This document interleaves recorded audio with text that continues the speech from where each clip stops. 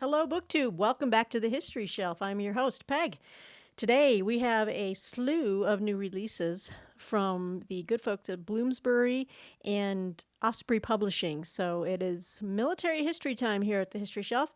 And as many of you know, I have a large interest in military history in particular. And I have a large following of folks who really enjoy their military history. So I'm always happy to highlight some of these arrivals and kind of show you what's out there for those of you who really like their detailed military history that is definitely more targeted in many ways and more specific. So, let's start off with something. Again, these are all Osprey books, except for a couple that are, I think, oh gosh, did I get these from? Oh boy, where did I get these from? These might be from another publisher. Yeah, someone put these two aside. All right, so these books are from Osprey, and Bloomsbury is the publisher that kind of distributes and works with Osprey in the U.S. here, and I am more than pleased to have a connection with them, and I get to share with you all the wonderful histories that are coming out. And let's start off with these essential histories, shall we? These are smaller books. They kind of come with a distinctive look up here, EH for essential histories. These are little smaller type books that give you just a very wide overview of a particular campaign or conflict. And this one is The Franco-Prussian War, 1870 to 71 by Stephen Badsey. So you can see very slim volume. Just gives you kind of a very high level overview. So I might not be able to read as we get into some of these others, which I've shown on this channel before and you're very familiar with by now. I won't read a description of everything, but let's start off with this. It's the Franco-Prussian War, and which started in 1870. That was a weird way to start the description. Sorry. The Franco-Prussian War started in 1870 when Otto von Bismarck engineered a war with the French Second Empire under Napoleon III as part of his plan to unite Prussia with the southern German states as a new Germany. Stephen Badsey examines the buildup, battles, and impact of the war, which was an overwhelming Prussian victory with massive consequences. The French Second Empire collapsed, Napoleon III became an exile in Britain, and King Wilhelm I was proclaimed Emperor of the new united Germany. In the peace settlement that followed, Germany gained the eastern French provinces of Alsace and Lorraine, areas that were to provide a bone of contention for years to come. Updated and revised with full-color maps and new images throughout, this is a concise study of the largest and most important war fought in Europe between the age of Napoleon and the First World War, a war that marked the beginning of the creation of modern Europe. It's about 140 pages. So as you can see, very richly illustrated maps. Not as much text. So it's, if you just want a brief introduction, this would be a great place to start. They're beautiful. They're beautiful to look at. Wonderful full color artwork in the centers. Franco-Prussian War, if you have an interest, check out Essential Histories from Osprey. So the next Essential Histories that is brand new release, is the Vietnam War, 1956 to 75 by Andrew Weist. Again, small volume. And it says, we all know about the Vietnam War, but let's see. I'll read part of this for you. The Vietnam War was arguably the most important event of the American century. America entered the conflict certain of its Cold War doctrines and convinced of its moral mission to save the world from the advance of communism. However, the war was not at all what the United States expected. Outnumbered and outgunned, the North Vietnamese and Viet Cong forces resorted to a guerrilla war based on the theories of Mao Zedong of China, while the U.S. responded with firepower and overwhelming force. The resultant conflict was brutal and prolonged, and its consequences would change America forever, leaving the country battered and unsure as it sought to face the challenges of the final acts of the Cold War. And as for Vietnam, the conflict would continue long after the U.S. had exited its military adventure in Southeast Asia. So with a book that is obviously 140 or 41 pages, it's going to be rather limited. Very striking photos, however, and I mean, if you want to go into deeper detail, there's massive, obviously massive histories of Vietnam out there. I'm blocking the light from the other side every time I do that. Sorry. So as you can see, there we go. But a great overview. These essential histories is what they are. Just essential, gives you the essentials. Some of the other fantastic releases I have told you before, and I will tell you again because I love these. These are fantastic books. They're very slim, as you can see. I've got multiples here. They come in a variety of different categories. This one is the Elite, and I think in maybe 4 or 5 videos ago, I showed you some that I got from Book Outlet that they were on sale. These are brand new releases from Osprey. This is Elite number 243, Soviet State Security Services, 1917 to 1946, by Douglas A. Drabick and Douglas H. Israel, illustrated by Johnny Shimati. And I love Johnny Shimati's work. Just your essential kind of, not the essential history, but I just heard a dog bark. Sorry about that. I guess, let me read about this because this is a little bit different here. The Bolshevik seizure of power in Russia in late 1917 was swiftly followed by the establishment of the Cheka, the secret police of the new Soviet state. The Cheka was central to the Bolsheviks' elimination of political dissent during the Russian Civil War. In 1922, the Soviet state security organs became the GPU and then the OGPU before coalescing into the NKVD. After playing a central role in the Great Terror, which saw the widespread repression of many different groups and the imprisonment and execution of prominent figures, the NKVD had its heyday in the Great Patriotic War, which was World War II. During the conflict, the organization deployed full military divisions, frontier troop units, and internal security forces, and ran the hated Gulag forced labor camp system. By 1946, the power of the NKVD was so great that even Stalin saw it as a threat, and it was broken up into multiple organizations, notably the MVD and the MGB, the forerunners of the KGB. In this book, the history and organization of these feared institutions are examined, accompanied by photographs and color artwork depicting their evolving appearance. So I'm really thrilled to have this as part of my Russian studies and Soviet studies. I just need to pause for one quick second to check my camera. Okay, moving on to the next of these Osprey titles that I enjoy so much, and as I've mentioned before, is one of my favorites, and this is the Combat series. And this is Combat number 61, Seminal Warrior versus U.S. Soldier by Ron Field. This covers the Second Seminole War, 1835 to 1842. And again, I won't go into too much detail as far as telling you the series, except that it does compare, obviously, with the verses. It compares the accoutrement, the equipment, the style of fighting, a type of weaponry that these opposing soldiers used in conflict with each other. And just it very limited, like not 80 pages.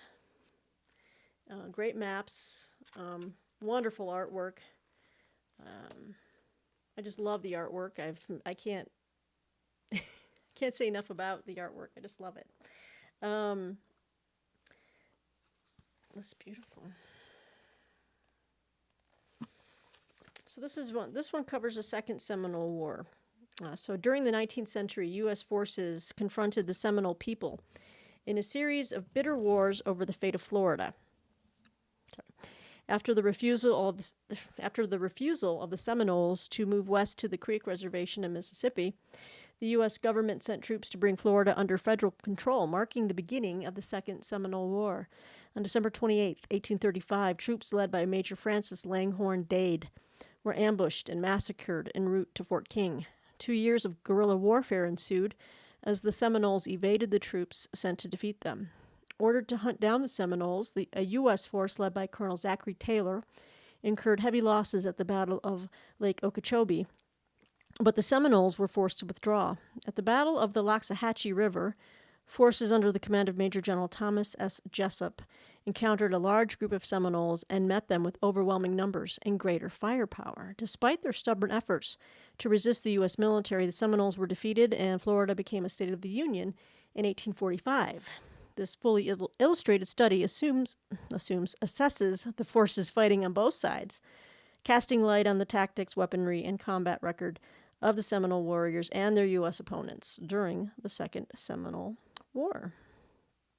And they have like split screen artwork throughout the maps, and of course just fantastic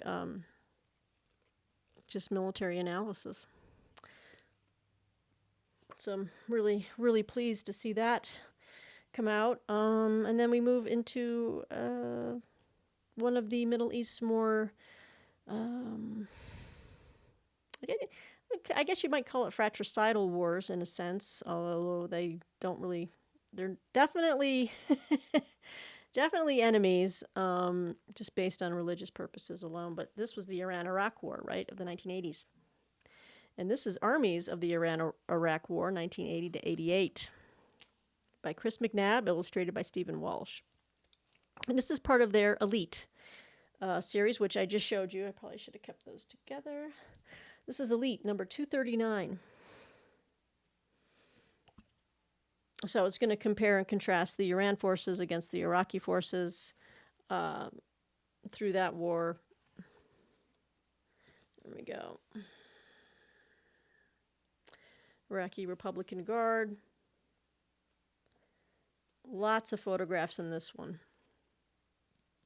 So very, very pleased to have this. That is a brand new release. Yes. I'm very excited for this one. Brand new. And this is part of their series called Raid. So obviously all about raids, famous raids.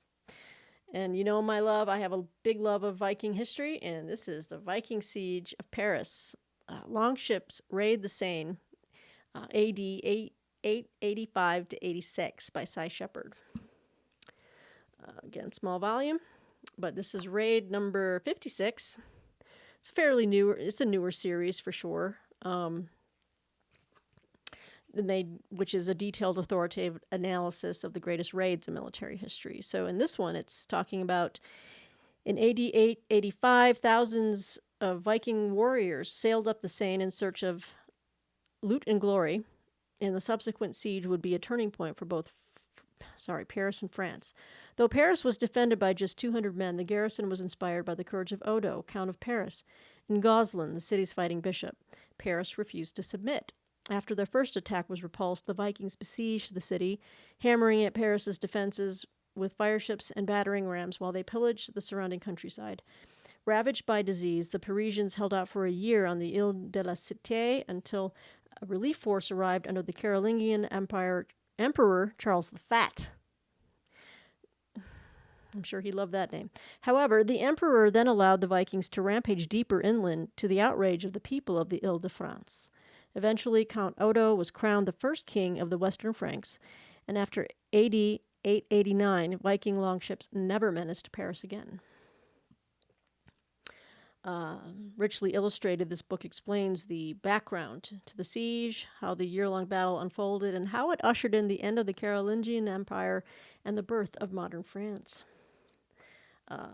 So, same type of setup. Every page has some type of illustration, photo,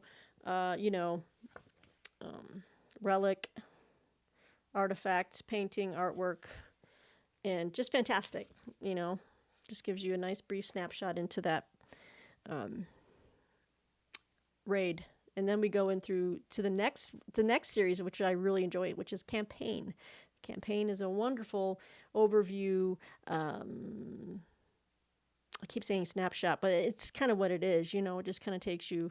It doesn't go into too much detail, but gives you enough to read further. And there's always bibliographies for further reading. In all of these books, they have further reading lists, which I find very, very helpful. Sorry, this damn microphone keeps getting in my way, but I want it to be near my mouth so you can hear me completely. And I can't speak today. It's been a long day. All right, so this is campaign number 369, and this is the Panchhar Valley, 1980 to 86, The Lion Tames the Bear in Afghanistan by Mark Gagliotti and illustrated by Ramiro Bugero. Got a little ding there. That's interesting. Looks like someone put their cigarette out on it. No cigarette smoking here. I don't know. Let's see. When the Soviets entered Afghanistan in 1979, their eyes were on the cities. Take them, they believed, and the country would follow. They were wrong. The Red Army found itself battled into a bloody stalemate in the Afghan mountains, and nowhere more than the strategically vital Panchhar Valley, where they faced the most able and charismatic of the rebel commanders, Ahmad Shah Massoud, the Lion of Panjshir. The Soviets and their Afghan clients sought repeatedly to clear and take control of the Panjshir, and time and again the rebels either blunted their clumsy thrusts or ambushed and evaded them, only to retake the valley as soon as Moscow's attention was elsewhere.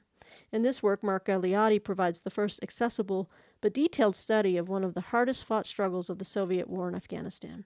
The Panjshir Valley was not just a pivotal battlefield, it also shaped the subsequent Afghan civil wars that followed the Soviet withdrawal and the thinking that informs the new Russian military.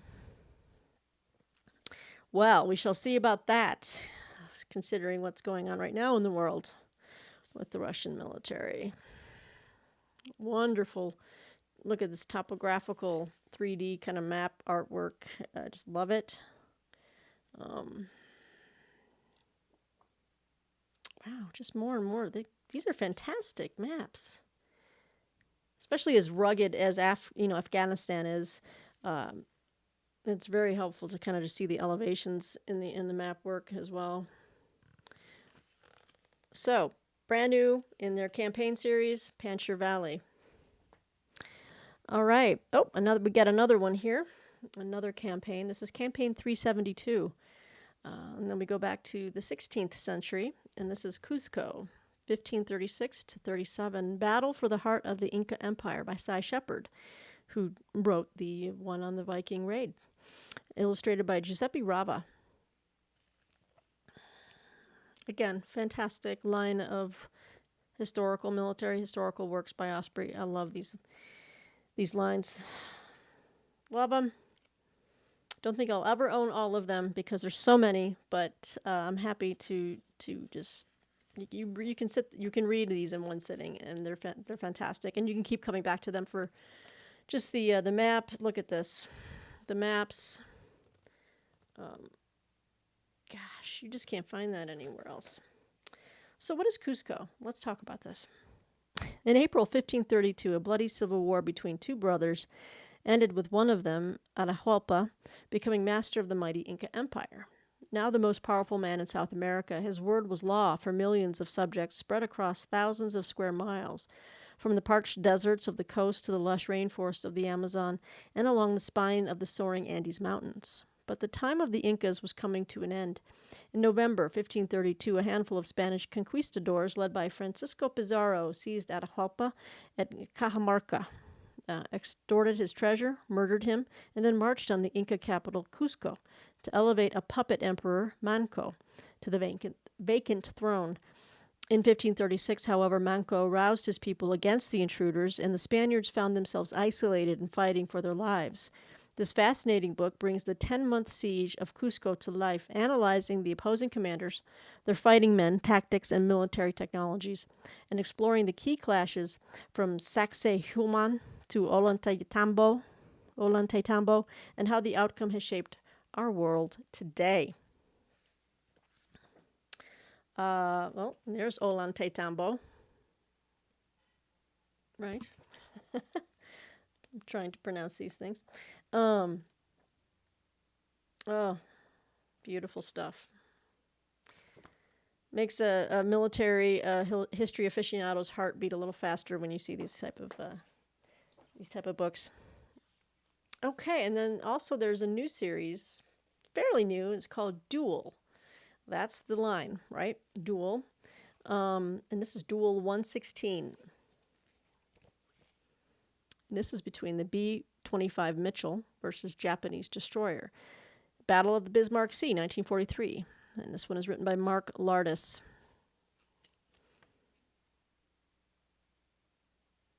See, Osprey duel. That's the line. Engage the enemy.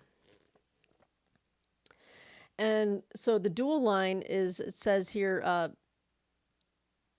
this focuses on the actual war machinery that each side used, or their equivalent, of their versions. In this case, obviously it's aircraft versus ship, but they can also do duels between two different types of aircraft, ships, whatever. So in this one, let's take a look. Development of the gun bomber, armed with 8 fixed forward-firing heavy machine guns, and skip bombing by the 5th Air Force in the Southwest Pacific area flipped the momentum of the war in the Pacific in 1943. It finally gave U.S. aircraft an effective means of attacking nimble, fast-moving Japanese destroyers tasked with protecting vital convoys. The battles fought between U.S. Air Force medium bombers and Japanese destroyers were both dramatic and decisive, and had a significant impact on the course of the campaign for New Guinea. The key clash between the B-25 Mitchell and the Imperial Japanese Navy came during the Battle of the Bismarck Sea, which proved to be one of the most pivotal naval engagements of World War II. In a 3-day fight that saw B-25's target an IJN, which is Imperial Japanese Navy, an IJN convoy of transports and destroyers, the Japanese suffered 75% casualties. Wow. This volume examines the mechanics of skip bombing and strafing in the B-25, revealing the strengths and weaknesses of the combatants, the results of the attacks, and the reason why these U.S. Army Air Force tactics were so successful. Fabulous. Get like the opposing commanders here. Some of them, at least. Some paperwork in there. Got an invoice. All right. Maps. Fully. Can you see? I'm trying. Then I'm losing the light. Let me see if this is going to blow me out or not. Is that any better? Not really. Okay. Losing the light. So I won't open up the books anymore, but there we go. Duel. Okay, so then we'll end with 2 heavier, more like coffee table size. Well, they're not too massive, but this one looks really good. Nice hardcover. And this is Hitler's Navy, the Kriegsmarine in World War II by Gordon Williamson. Again, all these books are from Osprey. These are new releases. And this one says, let's see here. As you can see, it's a little bit wider than a normal book. Oh, let me see here. Okay, let's see. Hitler's Navy is an in-depth history of the operations and fleet of the Kriegsmarine. It provides detailed portraits of some of the most famous German vessels of all time, the capital ships, Scharnhorst and Gneisenau, the cutting-edge battleships Bismarck and Tirpitz, and the famous cruisers of the Deutschland and Admiral Hipper classes, including Admiral Scheer, Admiral Graf Spee, and Prinz Eugen. Naval historian Gordon Williamson also examines the roles played by a wide range of Kriegsmarine vessels, such as light and auxiliary cruisers, destroyers, U-boats, and E-boats, smaller coastal auxiliary and attack boats. Packed with glorious color artworks and superb reconstruction, Hitler's Navy brings the story of the Kriegsmarine brilliantly to life. Wow, they get really detailed. I mean, they're just telling you, look at this layout. They're giving you specifications on all the ships. That might be a little too specialized for me, but many of you out there might be like totally geeking out on that. Yeah, I mean, wow, look at you guys. If there's anyone out there that really geeks out on these type of charts and the like just the displacement specifications and everything else, let me know. So after I can do a quick read of this and just get the overall feel of the, just the information of it. There we go. But as far as if you're kind of like a geek for this kind of stuff, please let me know. And we'll see if we can't send you this. You know what I'm saying? I really feel like I want to share some of these things with you once I've do a quick run through on it and do a read through. But let me know what you think. If there's any like naval, just naval buffs, naval history buffs, people who are really deep down in the guts of this type of history, let me know. I like to hook people up on this channel. But Hitler's Navy, the Kriegsmarine in World War II, and it's a beautiful book. It's glorious. And then we move to tank warfare in World War II, and this is Panzer III by Thomas Anderson. Same type of size book, very hard, dense hardcover. It's very, very solid. This one looks fabulous. Not as much information on like just build out and stuff. We've got lots of awesome photographs in here. Try to show you some of these things.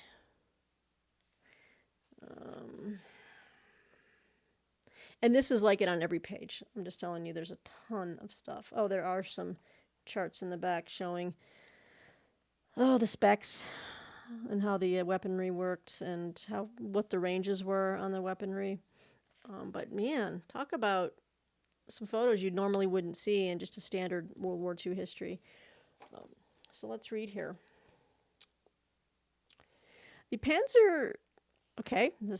Panzerkampfwagen III was developed for the German Panzerwaffe in the mid-1930s, intended as the principal mount of the Panzer Division's medium tank companies.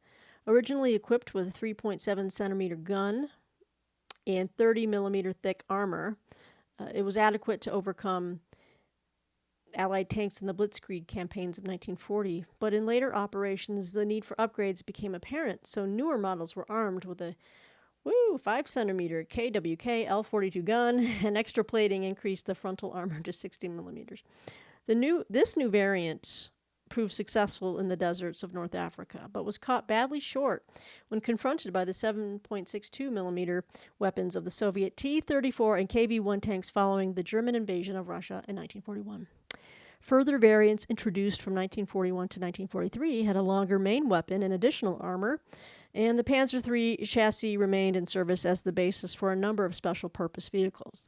These included flamethrower tanks and armored recovery vehicles, and most famously the Sturmgeschütz III assault gun, which became the most widely produced German armored vehicle of World War II. This highly illustrated study, which it is very highly illustrated study by German armor expert Thomas Anderson, tells the complete story of the workhorse of the German Panzerwaffe, from its design and development to its many upgrades and variants. Oh, no. Well, that, unfortunately, that's the cost of war right there. All right, and the back has a different description, but I think you get the point, right? So Panzer III. This is all in the tank warfare, which I find fascinating. That is one element of the Army. If I had been a man and fighting in World War II, that would be one thing I would not want to do, along with being in a submarine. I don't want to be in any enclosed space like that. Tanks or submarines, off the list for me. Thank you very much. So these are some of the new releases from Bloomsbury and Osprey Publishing. These are quite heavy because they're nice, slick, glossy pages. But there's the stack. Let me know if there's anything that interests you. I know it's a very distinct type of interest. Not everyone is into military history and detailed, specialized military history. But some of these, again, are very reader-friendly, especially the different slim volumes of campaigns, raids, combat. And now they have these essential history lines, which are just fabulous. I'd like to get some more of these and see what other wars they cover. I know that they have more. They're not numbered like the other ones, but they are tagged with just the essential histories. So I'm really intrigued by those. And I know that I have more coming, so I will be sharing them with you again in the future. Let me know what you think below. And yeah, thanks for tuning in, and thanks for staying a while. And until next time, thanks for joining me on the History Shelf. We'll see you soon. Bye.